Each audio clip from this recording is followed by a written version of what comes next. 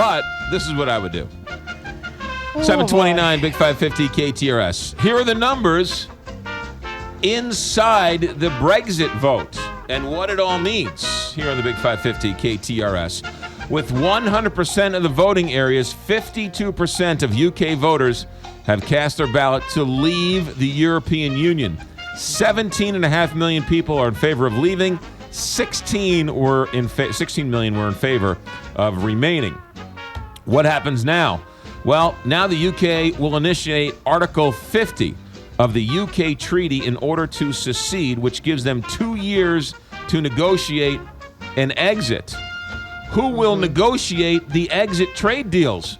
Who knows? Prime Minister David Cameron has announced he's retiring. The architect and the leader of the opposition to the referendum said he will resign before the end of October. So no one knows who's going to negotiate the deals. What happened to the pound? Well, the pound was at $1.50.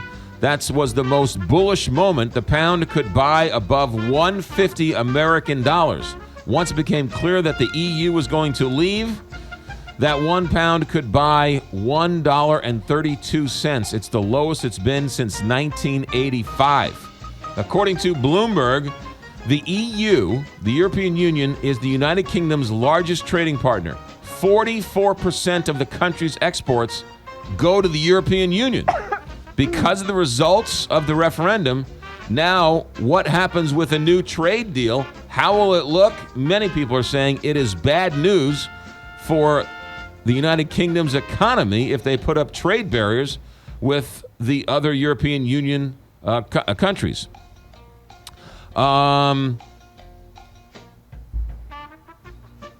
A lot of numbers today. Yeah. And finally, let me leave you with this. Here's one. Well, let me tell you this. Remember in 2014, Scotland had their own vote whether or not to stay within the United Kingdom. Scotland voted to stay in with Great Britain because they wanted to be a part of the European Union. Now that they're not going to be a part of the European Union, there are people in Scotland who are calling for Scotland for another independent vote so they can stay in the European Union. Mm-hmm. So that'd be interesting. Yes. If they do that.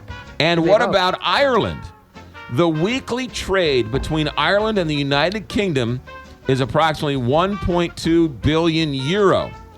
Because of the exit, the GDP of Ireland is forecasted to be reduced by 1.2%. Trade between the two nations could drop by 20%. The Cabinet of Ireland has an emergency meeting to discuss what happens next. That according to the Irish Times. Who is the Irish ambassador to Ireland? I don't know, McGraw. He's a St. Louisan. Oh, that's right. Yes. We've had him on. We have had him on. Time to get him on again. Yes. It always comes back to St. Louis. Those are the numbers inside the news here on the Big 550 KTRS.